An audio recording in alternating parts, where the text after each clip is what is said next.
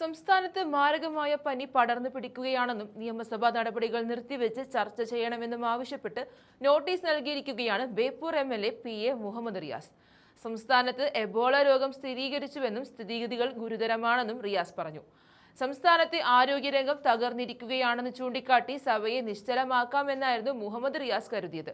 എന്നാൽ മറുപടി പറഞ്ഞ ആരോഗ്യവകുപ്പ് മന്ത്രി K മുരളീധരൻ മുഹമ്മദ് റിയാസിന്റെ വായടപ്പിച്ചു. സംസ്ഥാനത്ത് ഷിഗല്ല രോഗം സ്ഥിരീകരിച്ചുവെന്ന് ചൂണ്ടിക്കാട്ടിയാണ് മുഹമ്മദ് റിയാസ് സഭയിൽ സംസ്ഥാന ആരോഗ്യ വകുപ്പിനെ പ്രതിക്കൂട്ടിൽ നിർത്തുവാനുള്ള നീക്കം നടത്തിയത്. എന്നാൽ മറുപടി പറഞ്ഞ K മുരളീധരൻ അക്ഷരാർത്ഥത്തിൽ തന്നെ മുഹമ്മദ് റിയാസിനെയും LDF സർക്കാരിനെയും എടുത്തിട്ടലക്കി. കഴിഞ്ഞ 10 വർഷമായി റീൽസ് ചിത്രീകരണവും അവസാന 5 വർഷത്തെ വീണമീട്ടലും കൊണ്ട് ആരോഗ്യ വകുപ്പിനെ കുളമാക്കി വെച്ചിരിക്കുകയാണെന്നാണ് മുരളീധരൻ സഭയെ അറിയിച്ചത്. മുൻ ആരോഗ്യവകുപ്പ് മന്ത്രി വീണ ജോർജിന്റെ പ്രവൃത്തികളെയാണ് വീണമീട്ടൽ എന്ന് നിലവിലെ ആരോഗ്യവകുപ്പ് മന്ത്രി വിശേഷിപ്പിച്ചത്. സ്പീക്കർ തിരുവഞ്ചൂർ രാധാകൃഷ്ണനും മറ്റ് UDF അംഗങ്ങളും പൊട്ടിച്ചിരിച്ചുകൊണ്ടാണ് വീണമീട്ടൽ എന്ന പ്രയോഗത്തെ ആസ്വദിച്ചത്. നിപ അടക്കമുള്ള രോഗങ്ങളെ കൃത്യമായി പ്രതിരോധിക്കാൻ സാധിച്ചു. കേരളത്തിൽ ആകെ ഒരാൾക്ക് മാത്രമാണ് നിപ സ്ഥിരീകരിച്ചത്. ഉദ്യോഗസ്ഥന്മാരിൽ പലർക്കും ഇപ്പോഴും സർക്കാർ മാറിയത് അറിയില്ലെന്നും വൈകാതെ അറിയിക്കുമെന്നും മുരളി പറയുന്നുണ്ട്. ആ പ്രകടനം ഒന്ന് കണ്ടു നോക്കാം. വേഗത്തിൽ നടപ്പിലാക്കണം സാർ.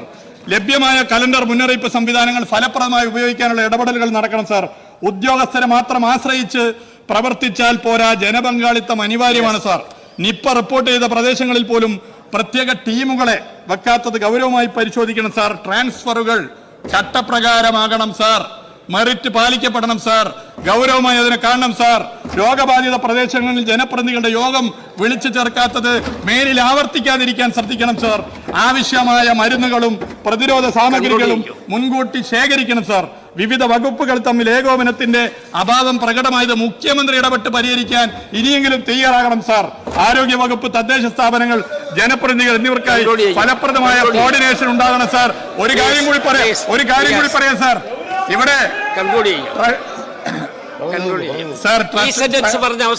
ട്രഷറി ബെഞ്ചിൽ 101 ആളുണ്ട് എന്നുള്ളത് കൊണ്ട് രാഷ്ട്രീയത്തിൽ 35 101-നേക്കാൾ നിയമസഭയിൽ വലുതാണെന്ന് തെളിയിക്കുന്ന നാളുകളാണ് ഇനി സഭയിൽ വരാൻ വേണ്ടി പോകുന്നത് സാർ. അതുകൊണ്ട് ഇത് ഗൗരവമേറിയ വിഷയമാണ്. ഇത് ഗൗരവമേറിയ വിഷയമായി കണ്ടുകൊണ്ട് പകർച്ചവ്യാധി നിയന്ത്രിക്കുന്നതിൽ ഈ സർക്കാർ സമ്പൂർണ്ണമായി പരാജയപ്പെട്ടിരിക്കുകയാണ്. ഈ വിഷയം സഭാ നടപടികൾ നിർത്തിവെച്ച് ചർച്ച ചെയ്യണമെന്ന് ആവശ്യപ്പെടുകയാണ് സാർ. ബഹുമാനപ്പെട്ട മന്ത്രി സാർ, ഇവിടെ ഈ പറയുന്നത്ര യാതൊരു ഭീകരമായിട്ടുള്ള അന്തരീക്ഷവും കേരളത്തിലില്ല, ആരോഗ്യവകുപ്പിലും ഇല്ല. പിന്നെ സാർ, ആരോഗ്യവകുപ്പിൽ നിന്ന് ആകെ നേരിടുന്നൊരു പ്രശ്നം എന്ന് പറയുന്നത് കഴിഞ്ഞ 10 വർഷക്കാലത്തെ റീൽസും അവസാനത്തെ 5 വർഷത്തെ വീണമീട്ടലും ആയിരുന്നു സാർ ആരോഗ്യവകുപ്പുണ്ടായ ഏതൊരു പ്രശ്നം എന്ന് പറയുന്നത്. എന്നാൽ ഈ സർക്കാർ വന്നതിന് ശേഷം റിപ്പോർട്ട് ചെയ്യപ്പെട്ടാൽ അത് ഉടനെ തന്നെ അന്വേഷിച്ച് അതിന് പ്രതിരോധ നടപടികൾ സ്വീകരിക്കാൻ സർക്കാരിന് കഴിഞ്ഞിട്ടുണ്ട്. ഇപ്പോൾ നിപ ആണ് ഇവിടെ ആദ്യമായിട്ട് റിപ്പോർട്ട് ചെയ്യപ്പെട്ടത്. സാർ, നിപ ബാധിച്ച് കഴിഞ്ഞ മുൻ വർഷങ്ങളിൽ എത്ര പേര് കേരളത്തിൽ മരണപ്പെട്ടിട്ടുണ്ട് സാർ? ഈ സർക്കാരിൻ്റെ കാലത്ത് ഞാൻ അധികാരത്തിൽ വന്നതിന് ശേഷം ആകെ ഒരു കേസാണ് റിപ്പോർട്ട് ചെയ്തത്. ആ കേസ് റിപ്പോർട്ട് ചെയ്തപ്പോൾ ഉടൻ തന്നെ അതിനുള്ള പ്രതിരോധ നടപടികൾ സ്വീകരിച്ചു. ഇതുവരെ ഒരാൾക്ക് മാത്രമാണ് സാർ പോസിറ്റീവായത്.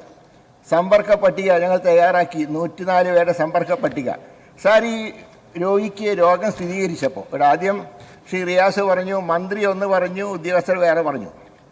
ചില ഉദ്യോഗസ്ഥന്മാർ ഭരണം മാറിയതറിയാതെ കഴിഞ്ഞ സർക്കാരിനോട് കൂറ് കാണിക്കുന്ന ചില പ്രവർത്തനങ്ങൾ നടത്തിയപ്പോൾ അവരിന്ന് കസാല മാറ്റിയിരുത്തിയിട്ടേ ഉള്ളൂ സാർ. മറ്റൊരു കുഴപ്പമുണ്ടായിട്ടില്ല സാർ. ഈ നിപ രോഗിക്ക് ആദ്യ ദിവസം തന്നെ, കഴിഞ്ഞ 10-ാം തീയതിയാണ് രോഗി അഡ്മിറ്റാക്കുന്നത്. ആദ്യ ദിവസം തന്നെ ചികിത്സാ മരുന്നുകളായ മോണോക്ലോണൽ ആൻറ്റിബോഡി, അതും റിബാവിറിനും, ഈ 2 മരുന്നുകൾ അന്ന് തന്നെ കൊടുത്തു. പിന്നെയുള്ളത് ഇവിടെ ബഹുമാനപ്പെട്ട അംഗം പറഞ്ഞത് റെംഡിസിവിർ എന്ന മരുന്നാണ്. അത് സാർ അങ്ങയുടെ ശ്രദ്ധയ്ക്ക് വേണ്ടി പറയുകയാണ്, അങ്ങ് മന്ത്രിയായ ആ മന്ത്രിസഭയുടെ കാലം തൊട്ട് ഈ മരുന്ന് വാങ്ങിച്ച് സ്റ്റോക്ക് ചെയ്തിട്ടില്ല സാർ. 24 മണിക്കൂറിനുള്ളിൽ 10-ാം തീയതി റിപ്പോർട്ട് ചെയ്തു. 24 മണിക്കൂറിനുള്ളിൽ ബഹറിൽ നിന്ന് ഡൽഹി വഴി ആ മരുന്ന് കണ്ണൂരിലെത്തിച്ച് അന്ന് രാത്രി തന്നെ രോഗിക്ക് ആദ്യ ഡോസ് കൊടുത്തു. ഇപ്പോൾ അദ്ദേഹം സത്യത്തിൽ ആ രോഗിയെ അവിടെ അഡ്മിറ്റ് ചെയ്യുമ്പോൾ 24 മണിക്കൂർ പോലും ആ രോഗി സർവൈവ് ചെയ്യില്ല എന്നായിരുന്നു ഡോക്ടർമാർ പറഞ്ഞത്. ഏതായാലും ഇതുവരെയായിട്ട് കുഴപ്പം കൂടാതെ അദ്ദേഹം വെന്റിലേറ്ററിലാണ്. പക്ഷേ സ്ഥിതി ഗുരുതരമാണ് എന്ന് ഞാൻ സമ്മതിക്കുന്നു. പക്ഷേ വരുന്ന ആ സന്ദർഭത്തിനേക്കാൾ സ്ഥിതി കുറച്ചുകൂടെ ഭേദപ്പെട്ടിട്ടുണ്ട് എന്നാണ് കിട്ടിയിട്ടുള്ള വിവരം. പക്ഷേ എന്ന് വിചാരിച്ച് അത് സീരിയസ് അല്ലാതെ ഞാൻ പറയുന്നില്ല. പക്ഷേ ആ ഒരു വ്യക്തിയിൽ മാത്രം ആ രോഗം ഒതുങ്ങി നിന്നു.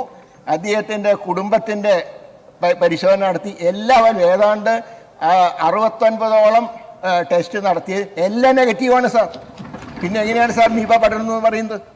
പിന്നെ മറ്റ് ബഹുമാനപ്പെട്ട പ്രമേയ അവതാരം പറഞ്ഞു ഒരു സത്യം അദ്ദേഹം പറഞ്ഞു നേരത്തെ തന്നെ പ്രതിരോധ പ്രവർത്തനങ്ങൾ നടത്തിയിരുന്നെങ്കിൽ ഇത് ഒഴിവാക്കാമായിരുന്നു. ശരിയാണ് സാർ. സാധാരണ അങ്ങക്ക് അറിയാലോ, ഫെബ്രുവരി മാസം തൊട്ടല്ലേ സാർ ഇതിനെക്കുറിച്ചുള്ള മുൻകരുതലൊക്കെ തുടങ്ങേണ്ടത്. ഫെബ്രുവരിയിൽ ആരാ? ഞാനായിരുന്നു മന്ത്രി. ഫെബ്രുവരി മുതൽ ഒന്നും നടത്തിയില്ല സാർ. ഒരു രോഗപ്രതിരോധ പ്രവർത്തനങ്ങളും നടത്തിയില്ല. മഴക്കാല ശുചീകരണ പ്രവർത്തനങ്ങൾ ഒന്നും നടത്തിയില്ല. ഇതെല്ലാം കഴിഞ്ഞ മെയ് മാസത്തിൽ ഞങ്ങളൊക്കെ ചാർജ് എടുത്തപ്പോഴാണ് ഈ രോഗം അപ്പോഴേക്കും വ്യാപിച്ചു കഴിഞ്ഞു. പക്ഷേ ആ വ്യാപനത്തിന് ഒരു പരിധി വരെ തടയാൻ ഈ സർക്കാരിന് കഴിഞ്ഞിട്ടുണ്ട്. അതിന് പ്രഖ്യാപിച്ച ഡ്രൈഡേ ഞാൻ പറഞ്ഞാൽ ഇതൊക്കെ മറുപടിയിൽ പറഞ്ഞ കാര്യങ്ങളാണ്. അദ്ദേഹം നേരത്തെ തയ്യാറാക്കി കൊണ്ടുവന്ന ഒരു പ്രസംഗം കാരണമാണ് ഒക്കെ എഴുതി വായിച്ചത്. അതുപോലെ തന്നെ അദ്ദേഹം പറഞ്ഞത് ചില ഉദ്യോഗസ്ഥന്മാരില്ല.